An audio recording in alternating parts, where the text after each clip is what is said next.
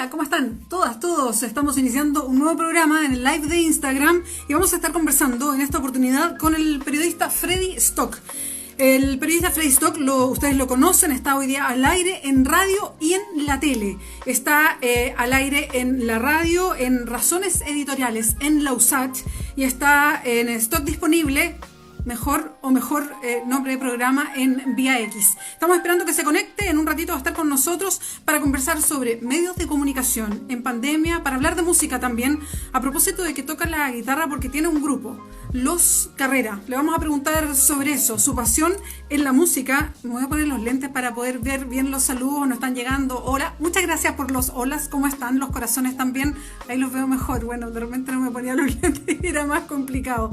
Ahí está, déjame ver que vamos a unirnos ahí para con Freddy. En cualquier momento se divide en la pantalla y empezamos esta conversación con Freddy Stock para hablar de estos dos grandes temas. Por un lado, la música, a propósito de las cuarentenas, y por otro, los medios de comunicación. Somos periodistas, bueno, los dos, y la gracia es conversar un poquito qué pasa en estos momentos de pandemia y el rol que tienen los medios de comunicación a la hora de informar, a la hora de ver qué cosas informan y de qué manera se informa.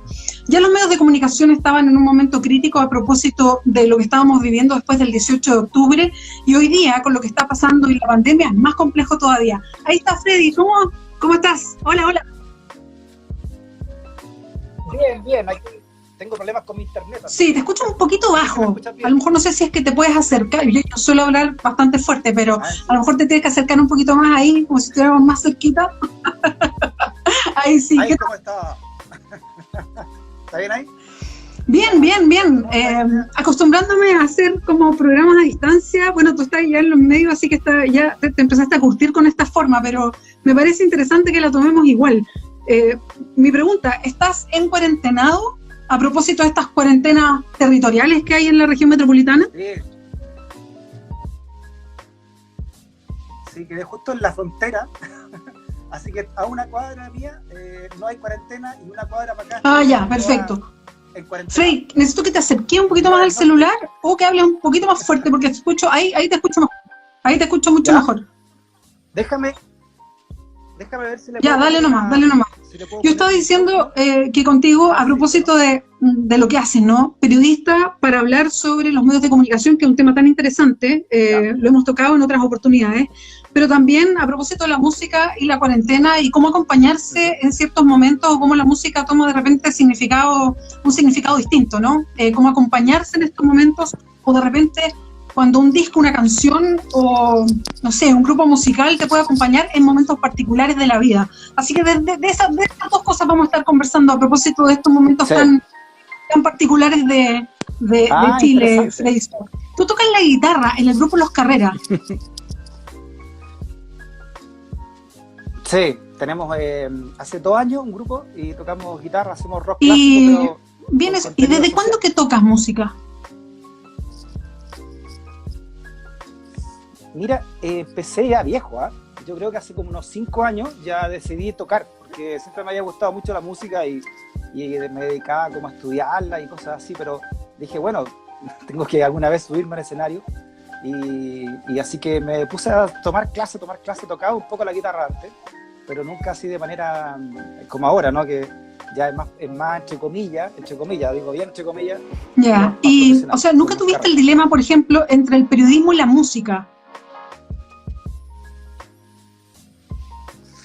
No, fíjate, pero a mí me pasó algo una vez que critiqué un disco, y fue la última crítica que hice de disco, porque ahí empecé a considerar que esta faceta del crítico es como entre soberbia y rancia, ¿sí?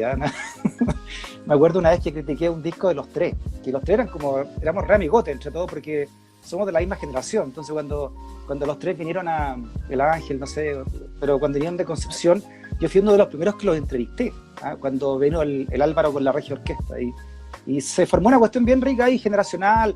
Me acuerdo que una vez junté a Los Tres con La Ley, por primera vez se llevaban mal, y yo logré juntar a ambos, al Boe, que era muy amigo mío, que era de la U, así que éramos como compinches de fútbol. y al Álvaro los junté en la parcela del Boe en Puente Alto para el weekend, y sacamos una portada y se hicieron un amigo. Entonces veíamos como se formó como una camarilla ahí con el Beto, con el Álvaro, el Ángel, el Tita. Y un día pasó, no sé, años después, comenté un disco de ellos que se llama Fome, que a mí en general no me gustó dentro de lo que había en el contexto del grupo Los T, ¿no? Y nada, ya si estuve o no estuve equivocado, eso fue hace como 20 años, 25 años, no sé cuánto tiempo ya. Se marcó un quiebre ahí en mí, ¿sabes? Porque dije, bueno, en realidad, ¿qué tengo que yo andar comentando discos? O sea, ¿por qué yo voy a comentar discos? Si nunca he tomado una guitarra, nunca he hecho nada, así como... Y me entró ese conflicto importante, que me imagino que a todo físico alguna vez le bajó, ¿no? Me lo cuestioné en lo ético incluso, o sea, dentro del periodismo, o sea, como, ¿por qué tengo que yo estar criticando algo de otra persona más? ¿Por qué el arte, tengo que criticar el arte de otra gente? O sea, más allá, la importancia que tiene el arte, ¿por qué tengo que hacerlo? Y además, bueno, nunca se lo he dicho personalmente al Álvaro, pero que yo estoy muy arrepentido de haber hecho eso, digamos. No de lo que quería en sí, sino que del acto de la crítica, además, menos a un grupo chileno. Es como una de las cosas que me marcó. Bueno, a partir de eso, pasó el tiempo, ¿no? Y dije, bueno, veamos cómo es la cuestión. Y pucha, que cuesta. O sea, hay toda una ciencia, ¿no? Al subirse a un escenario y entregar algo y causar emoción. La gente que puede causar emoción, sea de donde sea. Y es una emoción distinta a la que sientes, por ejemplo... Y te pregunto, porque de repente cuando uno lleva mucho tiempo en una misma carrera, las cosas no sé si todavía emocionan de la misma manera, de estar todos los días al aire con un programa, todas las semanas al aire con un programa, el vértigo de hacer entrevistas todos los días, el vértigo a lo mejor de estar al frente en las noticias cuando hay noticias de esta naturaleza, por ejemplo una pandemia que es una noticia mundial, que es un momento único a lo mejor para estar frente a un micrófono. Sí, te lo voy a responder. Parece que esto se lo escuché en un documental a James Brown, que James Brown es como... Es el frontman de los frontman. Todos le han copiado a James Brown, no sé, Jimmy, desde Mick Jagger, no sé, Michael Jackson, todos le han copiado cómo afrontar el escenario. Y él decía que siempre salía nervioso al escenario, porque el día que no saliera nervioso era porque no iba a poder entregar emoción. Es como que cuando ya te ponías a hacer panes, ¿cachai? O, no sé, convertí el arte en un oficio. Y yo creo que cuando uno hace periodismo, también, o por lo menos uno siempre entra con algo en la guata, así de emocionarte, de sentir lo que estáis diciendo, sobre todo cuando uno da opinión, ¿no? Te pasa también a ti, me imagino, vea, cuando hacéis los editoriales, ¿no? Y teníais que, uno dice cosas que a uno le nacen también, ¿no? Y las va sintiendo, sí, y las va racionalizando. Sí, lo que pasa es que, bueno, en el periodismo hay tantas cosas que a uno le enseñan en la escuela, ¿no? Nosotros somos más o menos generacionales, entonces yo me acuerdo que en alguna época a mí me enseñaron en la escuela que había que ser objetivo, y después uno se da cuenta que la objetividad no existe, por ejemplo, ¿no? En el curso de la carrera.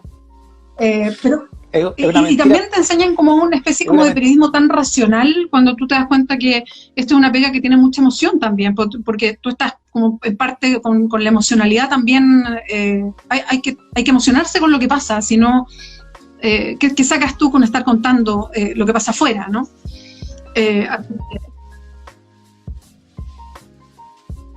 Sí, no, que yo te decía que también te enseñan que esto es una carrera muy racional, que todo es muy racional, ¿no?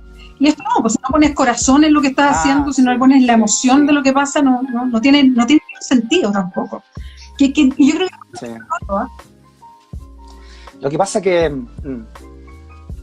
sí, es que eso, yo creo que esos conceptos como de objetividad, de racionalidad, en el fondo, también son muy fáciles para que los medios te controlen como periodista. Y si sabemos que los medios a dónde van, y se ha demostrado en esta pandemia y antes también en el estallido social, que están muy cargados por un puro lado, también al tener periodistas que son más autómatas, son más fáciles también de moldear dentro de la estructura editorial. Sí, es cierto. Freddy, ¿cómo evalúas tú?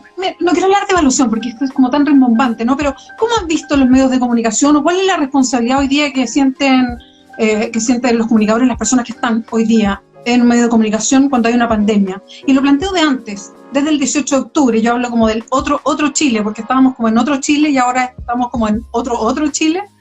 Ahí se nos fue un poquito la señal de nuevo con Freddy, ojalá me esté escuchando ahí. Ahí volvimos porque como que se interrumpió un poquito la señal. Te preguntaba por este otro Chile nomás, y la responsabilidad que hay de estar frente a un micrófono, en momentos como este, donde la información es tan vital. Sí, mira, bueno, sí, bueno. me echaron de la Radio Futuro, ¿no? Dentro de lo que fue el estallido social, y creo que ha servido mucho todo, desde lo que ocurrió del 18 de octubre y ahora también, por supuesto, esta pandemia, para que nos transparentemos, ¿no? Y lo decía Albert Camus en La Peste, que está tan de moda, el libro más vendido en Europa, La Peste de Camus, que se hizo, no sé, pues, a mediados del siglo XX, ¿no? Que en el fondo, en estas situaciones de temor y también de ultra, ¿no?, para el ser humano, como puede ser una pandemia, se develan tal cual es, ¿no? Ante la presencia de la muerte, finalmente las sociedades se develan como son, ¿no? Y en ese sentido todos nos hemos desnudado un poco como seres humanos y también como sociedades, y los medios también, o sea, como los medios poderosos, me refiero a los grandes medios, a los grandes conglomerados, La Tercera por un lado, Grupo Copesa por un lado y Grupo Mercurio por otro, más la gran cantidad de radios que pertenecen a holding empresariales, te das cuenta que hacen falta medios como Interferencia, como Clever, como Zipper, que vayan desnudando, el Mostrador, no sé, que vayan desnudando también un Chile necesario para una democracia sana, que es la que todos pueden decir realmente lo que se piensa, ¿no? Sin que te tengan que echar de una radio, que se supone que es una radio que no pertenece a ningún grupo político, pero pertenece a un gran conglomerado español, ¿no? También de centro derecha. Con el estallido se transparentaron cuestiones que quizás no habíamos hablado nunca, o no lo habíamos hablado fuera de los círculos como de las escuelas de periodismo, y que yo creo que es súper importante de conversar. De hecho, es bien decidor que hoy día, al frente del empresariado chileno, esté Juan Sutil. Lo hayan elegido como la cara visible de el gran empresariado, y fue la persona que dijo: yo voy a retirar la publicidad de CNN, Chilevisión, esto para el estallido social, porque no están haciendo una pega objetiva a juicio de él, porque estaban como muy cargados hacia la izquierda, digamos, no estaban haciendo la pega como correspondía. Entonces, finalmente es el gran empresariado el que le da el apoyo para que encabece a los empresarios en Chile, e incluso el Colegio de Periodistas habló de que ahí había una suerte de presión de censura editorial. O sea, eso pasa en Chile, se transparenta y se habla poco. En el caso tuyo, terminaste despedido de un conglomerado radial a propósito de las opiniones que podían verterse en el programa. Sí. No, y eso al menos que vertir en mis redes sociales. Yo siempre tuve el profesionalismo de no decir mucho lo que pensaba, porque estaba en un medio también de comunicación, lo hice en mis redes sociales, y básicamente culpé a este gobierno y a Piñera casándolo de ser violador de derechos humanos, y que para mí lo más democrático era sacar de la moneda a un gobierno violador de derechos humanos, por lo que le podíamos dejar a nuestros hijos y a nuestros nietos y a nuestros bisnietos, ¿no?, a los chilenos que no han nacido. Entonces, cuando te echan por algo así, ¿no?, uno se replantea realmente en qué medio nos estamos moviendo y en qué sociedad nos estamos moviendo. Y claro, que la CPC, que es el gran paraguas del empresariado chileno, donde convergen los grandes empresarios chilenos, hayan elegido a Sutil, no es casualidad tampoco, ¿no? En la política nada es casualidad. Y los empresarios muy divertidos acá, o sea, divertidos entre comillas, porque es peligroso para la democracia, ¿no?, que actúen como patotas, ¿no? En Chile los empresarios actúan como patotas. Cuando dicen vamos a entregar plata para esta cuestión, no lo dice un empresario, no lo dice uno solo o un loco suelto de estos que hay en Estados Unidos que son humanitarios y entregan plata, ¿no? Sino que lo dicen como patota.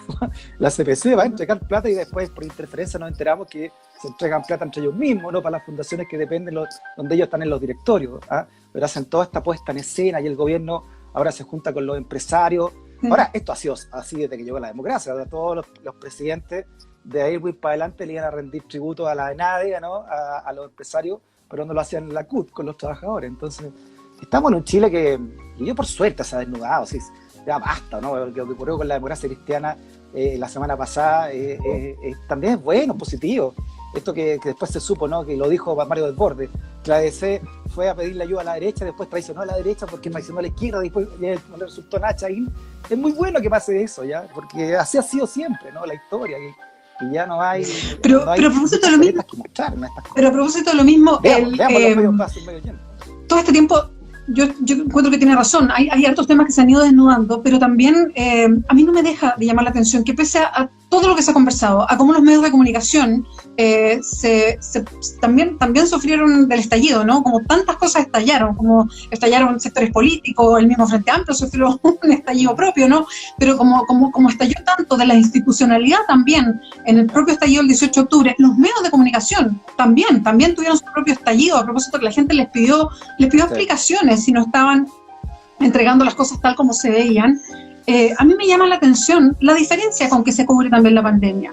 Por ejemplo, el mismo hecho que haya sido un medio hoy día Interferencia, que es un medio independiente, que está solamente por redes, fue el primero que hizo, y se preocupó y dijo, estas son las personas que efectivamente violaron el cordón sanitario, agarraron sus helicópteros y partieron a la costa cuando no se podía. Y dio los nombres, y por aquí los tengo anotados: Cristóbal Kaufman, José Manuel Urenda, y Felipe Moraga, y lo dijeron ellos, como para romper ese cerco informativo, y varios hacían la comparación, lo leí en las redes sociales, y decían, bueno, viene un medio que rompe ese cerco, y no pasa lo mismo con otra gente que no son estas personas que tienen mucho poder e influencia, y a ellos sí se les entrega todo el historial, quiénes son, dónde viven, todos los nombres de la familia. Entonces, con unos sí, con otros no. Y a mí me parece curioso, me parece que no hayamos aprendido en todo este tiempo, que las cosas, el dedo en la llaga que se ha puesto de Chile es la diferencia. Y parece que todavía no se aprende a la hora de poner las cuestiones sobre la mesa, que la diferencia de cómo te enfrentas como medio con unos o con otros, todavía existe, ¿no? Sí. Bueno, eso es parte del modelo, ¿no? El de la superestructura, si queréis un término marxista, ¿no? Que nos metió este modelo, una superestructura que atañe a todo, este individualismo que terminó separándonos unos con otros en clase social y en casta. Se da la justicia, hay justicia para unos y justicia para otros también. Hay espectáculos para uno y para otro, hay todos para uno, hay cuarentenas para uno y que otros se vayan a combatir porque hay que levantar la economía. En cambio, en las comunas donde hay teletrabajo y son más millonarios, pueden tener cuarentena y lo tienen, ¿cachai? Entonces, no, todo eso se ha desnudado ahora, todo lo que está ocurriendo, esto de que 3 sujetos vayan en un helicóptero y la DGA, o sea, la propia Policía Civil de la Aeronáutica no dio los nombres. Hoy día leía EMOL, y lo dije al aire en el programa de radio, en Radio Usach, EMOL nunca dio los nombres. La tercera lo que hizo fue entrevistar a Unoya para que se defendiera, Urenda. Claro, pero tú veis que Kaufman es el dueño trae todos los Mercedes-Benz a Chile, entonces deben ser todos amigos entre ellos, porque además son todos amigos entre ellos, juegan al cacho, juegan al golf juntos, van a los mismos colegios, se casan entre ellos, se parean entre ellos, entonces y no quieren que eso cambie, entonces no quieren, el gobierno trabaja para ellos, porque también es de ellos el gobierno, es su gobierno, y más que defender gente, están defendiendo un modelo ahora, ¿no? Primero defender el modelo y después defender este modelo tenemos que mostrarle al mundo que también se puede defender de la pandemia con un modelo neoliberal, cosa que ni siquiera en Estados Unidos se están dando cuenta que les falta salud básica y salud pública, ¿no? Como quería Obama. Ahora se dan cuenta para qué sirve. Macron lo primero que dice, siendo centro derecha, es, pucha, esto no se puede superar si no hay una gran salud pública, ¿no? El primer ministro británico Weiss atiende en la salud pública. O sea, imagínate, le pasa esto a Piñera, ¿a dónde se va? A la clínica alemana, ¿no? Entonces, ahí o tenía la clínica Las Condes, tiene más ahí yo ya me perdí. Claro. Y Mañalich también tiene su corazoncito al menos, ¿no? Puesto ahí. Entonces, te das cuenta que hay un Chile mucho que cambiar, y se dio, como esta cuarentena, ojalá sea una previa para el plebiscito que vamos a tener en octubre, si todo esto funciona bien, ¿no? Y después para las elecciones del próximo año, que también van a ser de todo. El próximo año se van a pegar muchas elecciones, pero quiero ojalá sea un gran despertar esto para nosotros. Y claro, algunos de nosotros lo hemos pagado con trabajo, pero otros lo han pagado con la vista, lo han pagado con otros esfuerzos. Los pobres, la primera persona que murió en Renca. O sea, esta cuestión entró por el barrio alto, pero la primera persona que murió acá. Ahora entiendo por qué es vulnerable. Entonces, hay harto que... Estamos conversando con Freddy Stock. Voy a aprovechar de leer, me pongo los lentes para eso. Voy a aprovechar de leer varios los de ya a esta altura, no puedo leer, sino voy a leer harto de la salud, hay que hacer algunos comentarios y no quiero perdérmelos hoy. No, perdón, aquí de repente me fallan ahí los Luciano dice, Juan Sutil representa al gran empresariado tal como es, sin máscaras, ojo que ni por si acaso se acercaron a la izquierda los grandes medios, eso es cierto, grande Freddy, manda saludos, muchas gracias. Son los tribunales los que dictaminan, te la diste de juez, nos dicen, muchos saludos y bracitos.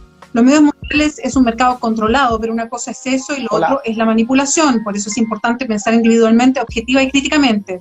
Estoy de acuerdo, pero también hay leyes de medios en muchos países que también ponen límite a la propiedad, por ejemplo, hacen que esta sea más diversa, y eso es muy interesante para que haya más voces. Y eso es hay varios que nos están viendo y nos mandan saludos, deditos para arriba. Y si saben todo eso, siempre, ¿por qué se sigue aceptando? Por la propiedad de los medios. Ahí hay un tema muy importante que no hemos tocado, pero hoy día la propiedad de los medios está muy concentrada en pocas manos, y es también mano que está muy ligada con los grandes empresarios, y es cosa de ver quiénes están al frente de cada uno de los medios. Sí. Mira, te voy a contar algo que pues, yo nunca lo he contado en público esto, pero me hiciste acordar de una cosa que me ocurrió cuando estaba haciendo mi examen de título. Estaba haciendo mi memoria, que la hice, yo salí el 90, 91 por ahí, de la universidad, y hice mi memoria junto con Lautaro Muñoz y el Pipa, que era mi compañero de curso en ese momento, Pipa Delgado. Ahí está, a mí se me quedó un poquito trabado el Freddy con el internet, ya va a salir. Ahí volvió.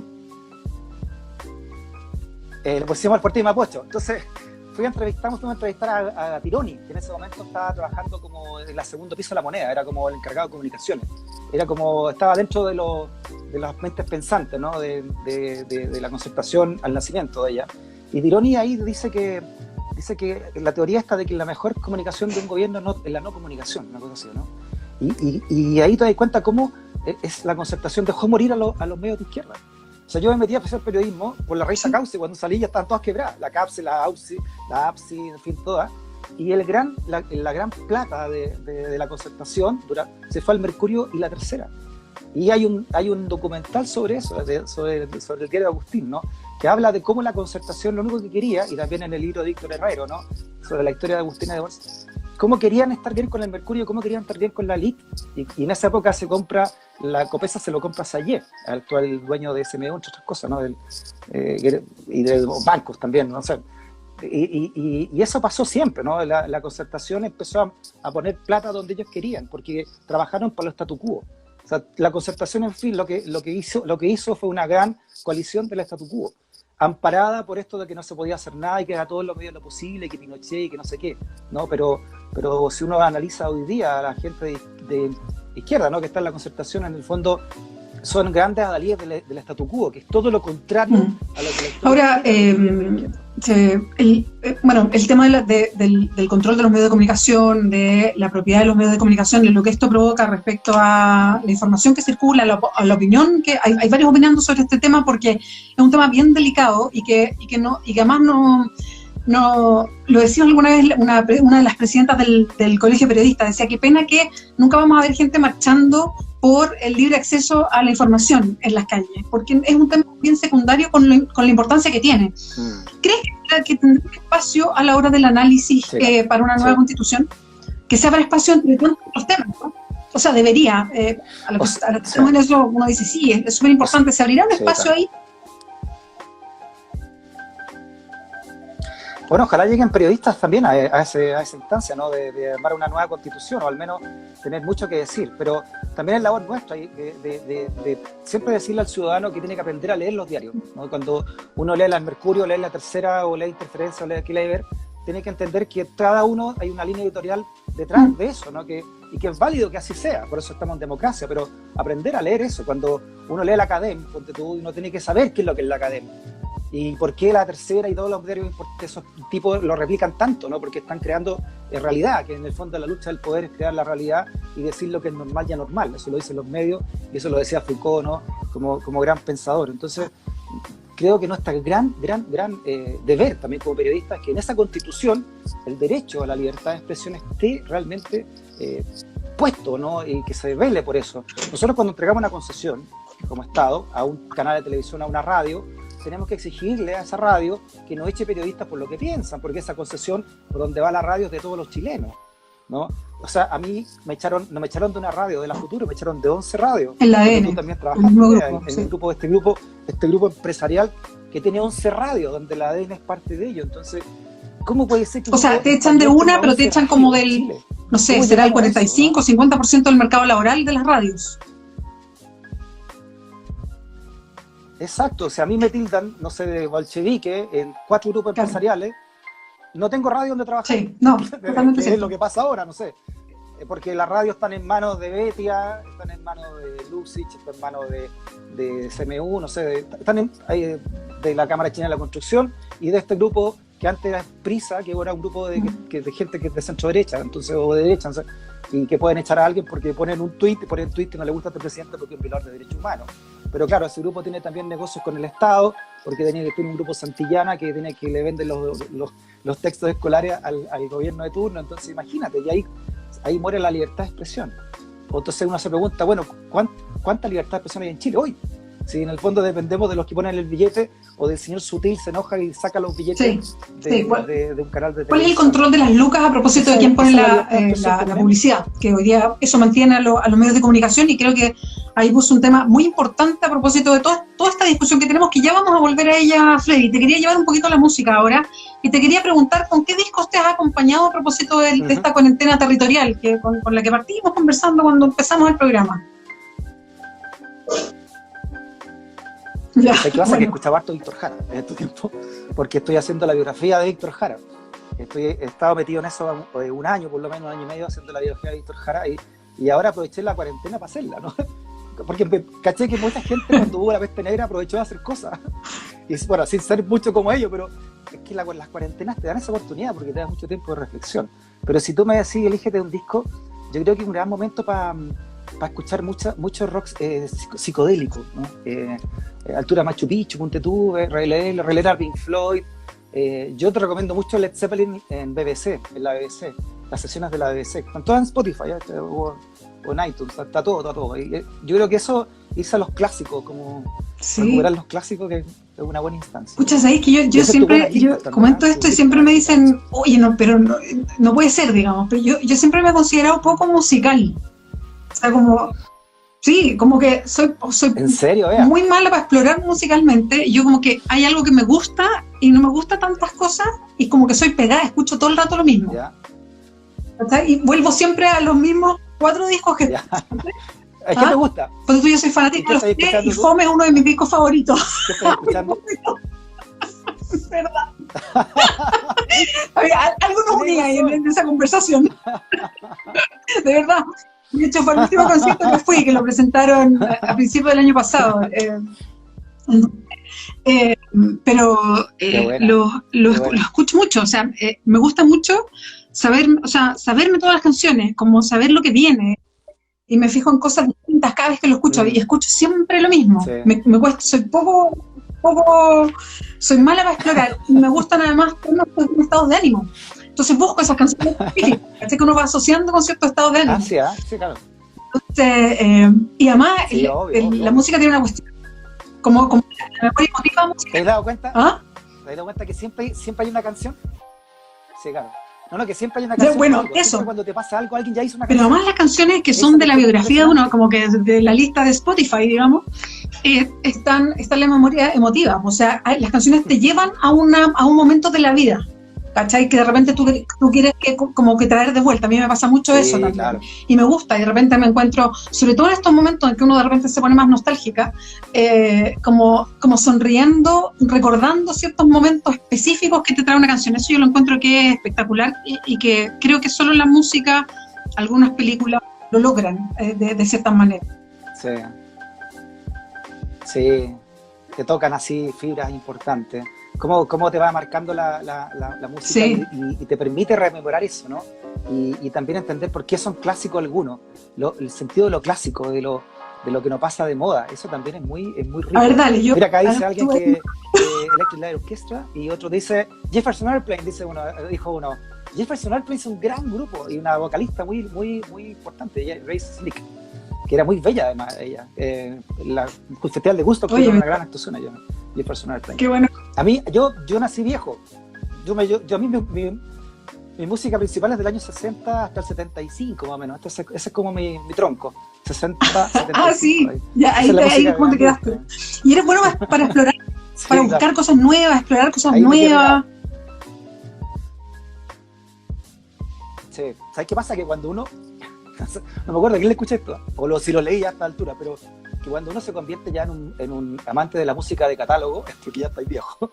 Entonces, yo que me quedé pegado, dije, yo tenía una frase que decía que después del Physical Graffiti, y hasta ahí llegó la música, después era puro añadido nomás.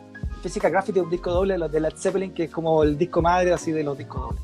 Y ahora que tengo Spotify, y que Spotify Su algoritmo, te propone canciones de acuerdo a lo que ahí te va gustando, pucha que es su algoritmo, grande el algoritmo, o sea, es siniestro el algoritmo, pero por otro lado te dice, compadre, te quedaste pegado, mira todo lo que hay, y hay un montón de grupos muy buenos, o sea, que, por lo menos para mí, que me gustan mucho, porque hay uno que se llama Blues Pills, que es un grupo que es una cantante sueca, es como el chiste, ¿no?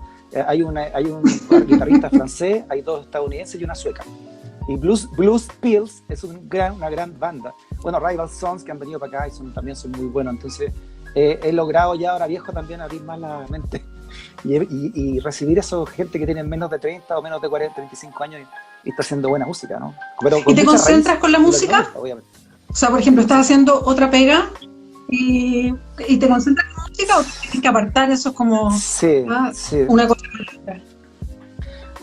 Cuando empecé a escribir en los 90 en el weekend, trataba de poner el personal con el cassette, el disc ese con el disco, pero generalmente cuando escribo tengo que escribir sobre lo que estoy escuchando. Por ejemplo, si te le escribía Deep Purple, escuchaba Deep Purple, pero no puedo hacer eso, no puedo hacer esa dualidad de pensar algo y que escribir. Me voy por otro lado. Sí.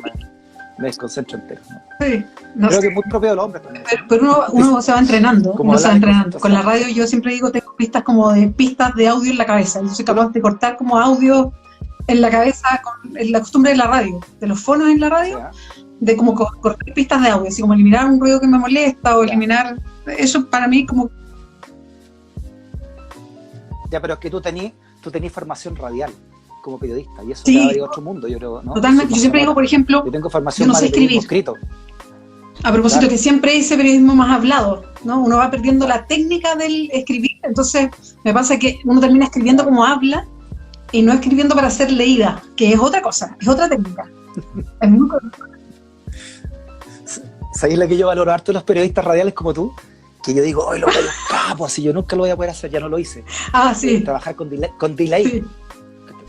Hablar con el delay. Y yo veo periodistas como tú que se formaron en esto y lo pueden hacer y digo, ¿cómo lo hacen? O sea, delay es cuando tú hablas y te llega, para los Claro. internet, ¿no? O Te llega hasta tu 5 voz segundos un después, ojo con eso. Entonces yo me quedo escuchándome.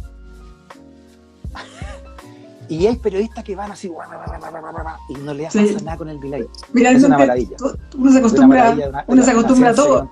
Uno se va acostumbrando a muchas cosas. Dejémoslo ahí, a muchas cosas. Oye, Freddy, volviendo un poquito al periodismo, ¿cómo te informas tú? Es verdad. ¿Qué medios lees? ¿O qué medios...? Mira, no solamente para un tema más de pega, Sí. que es para estar siempre informado porque estás al aire, ¿no? Sino también por una cuestión personal. Ya. Bueno, lo primero que leo yo es Interferencia porque me llega al celular. Trato de colaborar con varios medios en un grano de arena, ¿no? Para que esta cuestión sea plural. Y bueno, el Víctor lo conozco hace tiempo, trabajamos juntos hace muchos años, así que lo que hace es heroico. ¿Tú cachás que Interferencia, el Víctor Herrero no quiso publicidad del grupo Mate, ¿no? Con todo lo que falta plata, dijo, no quiero publicidad de usted porque puede Sí. restar mi independencia, cáchate lo importante. Y luego los tradicionales. Siempre leo La Tercera y Emol, ¿no? Los leo así, y después leo lo que llegue de Zipper y lo que llegue de Interferencia. El Mostrador también lo leo harto y escucho mucha radio también. La USACH la estoy escuchando harto por razones obvias, ¿no? Y estoy escuchando también mucho ADN, escucho ADN, me gusta mucho Antonio Quintero, ¿no? Le tengo un gran respeto a él y dice comentarios que yo sé que son valientes de decir, sobre todo después de lo que me pasó a mí en ese grupo empresarial. Así que le tengo un gran respeto. Así que eso es como trato y siempre conectado, ¿no? Que eso también es malo, ¿no? Hasta los fines de semana que estemos tan conectados es lo que está ocurriendo. Sobre todo ahora con... Y lo otro que te iba a preguntar, Freddy, es ¿qué te imaginas ya? Y esto no es como por la ola de cristal y haciendo un análisis, sino más bien una cuestión como personal, como más reflexiva. Porque yo he hecho harto ese ejercicio de imaginarme como en abril del 2019, como que era otro momento, como otra historia, como otra vida. ¿Y cómo será el abril del 2021? ¿Has hecho ese ejercicio? Chuta, es que es difícil porque esto espero que nos cambie mucho cuando pase, ¿no? Que cómo va a ser el mundo después de todo esto. Viste la pelea, hay una gran pelea entre Zizek y Byung-Chul Han. Estos tan pensadores importantes que hay actualmente, Byung-Chul Han, este surcoreano maravilloso, y Zizek también. Que por un lado, Byung-Chul Han dice que va a salir con esto va a salir fortalecido el modelo neoliberal. Y Zizek dice que no, que con esto se va a destruir el modelo neoliberal y va a ser un mundo mucho más socializado. Entonces, si tenéis dos gallos así, y los dos más o menos de tendencia izquierda, ¿no? Bueno, sobre todo Zizek, tú te das cuenta que nadie sabe realmente lo que va a pasar, ¿no? Estamos todavía en un terreno ignoto, y eso es re interesante. Yo creo que mucho de lo que ocurra en abril en cada país va a depender de nosotros mismos. El mismo secretario general de la ONU, ¿no? Decía que esto es una cosa que no se puede combatir de país en país, hay que combatirlo de manera global, ¿no? Porque no sacan a un país con hacer cuarentena cuando otro país no lo hace, porque finalmente los contagios se van a repetir igual si en un mundo que estamos tan comunicados, ¿no? Y no sacan a un país con estar bien económicamente si hay otros 150 países que van a estar mal. Y eso también hay que entenderlo dentro de las comunicaciones que hay actualmente en la humanidad. Entonces, yo creo que mucho de lo que va a pasar en ese abril 2021 es algo que nosotros tenemos que tejer a partir de hoy.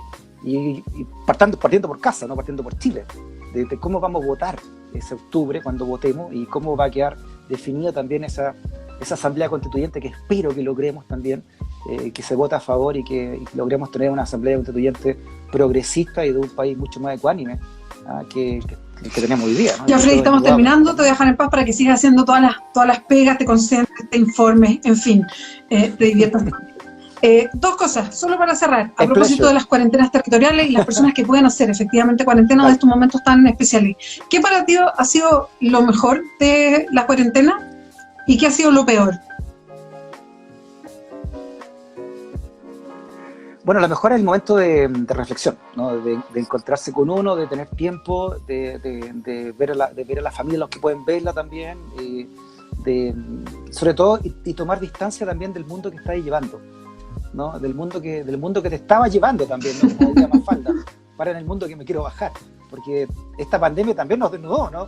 De las cosas que son realmente importantes, y cuando vaya a almorzar realmente pensar que quizás en 3 días más las lentejas te tienen que durar 3 días, ¿no? Y se acabó. Creo que eso es lo más importante, y lo más terrible de la cuarentena es demostrar que hay unos chilenos que los mandan al sacrificio y otros chilenos no, cuando se decretó por primera vez. Y también demuestra que somos un país muy segregado, no solamente en Santiago, sino que también hacia las regiones, ¿no? He tenido por oportunidad de entrevistar a muchos alcaldes. En Magallanes tienen 24 respiradores mecánicos y ya no dan abasto. O sea, en Puerto Williams hay como 5 contagiados y si se contagia uno muere. O sea, si llega alguien a hacer crisis allá, porque ¿cómo va a llegar a Puerto Williams? Creo que eso es lo peor de la cuarentena. La miseria de país en términos sociales que nos demostró. De estos gallos que se van en helicóptero y nadie dice sus nombres, por ejemplo, ¿no?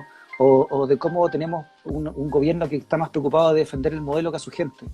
Y inventa cuestiones para que los bancos, a través de los bancos, inventa todo para que el individualismo persevere dentro de un modelo que está demostrando y todo el mundo lo demuestra, que la única manera de salir de esto es todos juntos y en solidaridad, ¿no? Una vez por todas. Y lo que ocurrió con la ISAPRE y lo que ocurrió con la AFP, lo que está ocurriendo con la AFP, cuando el capo de la AFP te dice no jubila ahora porque bajaron mucho por la bolsa sus jubilaciones, no jubila ahora, o sea, ya. Entonces, ¿qué es lo que es la AFP? ¿Es un servicio social, un seguro social? No, loco, te están agarrando tu plata y la están jugando a los dados contigo y con todo lo que trabajaste en toda tu vida. Eso ha sido lo peor, yo creo, de la rabia de, oye, pero ¿cómo llegamos a esto?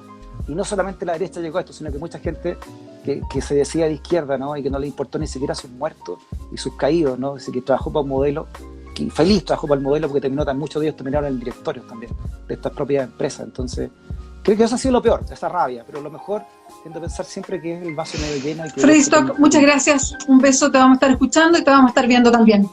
Que te vaya muy bien, que te concentres, que te cunda. Chao, Bea. Chao, chao. Cariñito grande. Nos vemos. Igual, chao, gracias. Bueno, y a todos, chao, chao. Todas, gracias por los comentarios, no los alcancé a leer todos. Llegaron preguntas súper interesantes también, algunas con harta intención. Llegaron críticas también, pero muchos saludos, corazones, besos, en fin, lo celebro. Así es que muchas gracias y nos estamos viendo, ¿ah? Cuídense.